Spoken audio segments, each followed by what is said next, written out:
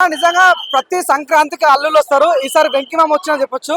నిజం డిక్లేర్ చేయొచ్చు అన్న, సంక్రాంతి విన్నర్ సంక్రాంతికి వస్తున్న వెంకిమామ అని చెప్పొచ్చు అన్న. వాటే కంబ్యాక్, వాటే సీన్స్, వామ్మో అసలు ఎంత బాగా తెలుసా. గోదావరి గట్టి సాంగ్ అని, మన బేసికలీ టెక్నికల్ సాంగ్ అని, లాస్ట్ లో క్లైమాక్స్ సీన్ అన్న.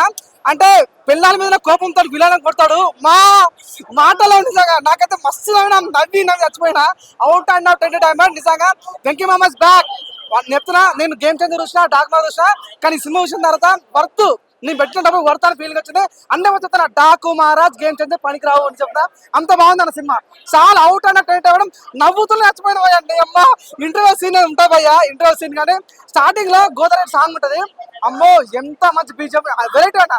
అంటే ఏ స్టోరీ అంటే, ఒక కిడ్నాప్ చేస్తారు, కిడ్నాప్ చేసిన హీరోలో కాపాడాడు అది. కానీ లాస్ట్ లో గురువులకు గొప్పతనం చెప్పారన్న. అంటే నాకు అనిపించింది, సంక్రాంతికి రాకుండా ఒక టీచర్స్ డేకో, ఒక చిల్డ్రన్స్ డేకో వచ్చింటే బాగుండేది. ఎట్టకాలకైతే గురువులకు రెస్పెక్ట్ చేయాలి అన్న పాయింట్ వచ్చారు. ఆ ఇద్దరి మధ్యలో గొడవ, వెంకిమామ సీరియస్నెస్, మొగుడు పిల్లల గొడవలు చాలా బాగా చూపించారు.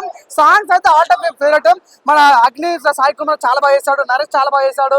సో మీనాక్షి చౌదరి అయితే పోలీస్ ఘట్టంలో ఎంత క్యూట్ ఉంది. నిజంగా మీనాక్షి చౌదరి ఉండగా చందమామ దండగా అనే ఫీలింగ్ అనిపించింది. అంత క్యూట్. ఐశ్వర్య మ్యామ్ కూడా అబ్బో నిజంగా యాసిడ్ దింపేసింది. ఆ విషయాలు సినిమా అయితే సూపర్ ఉంది.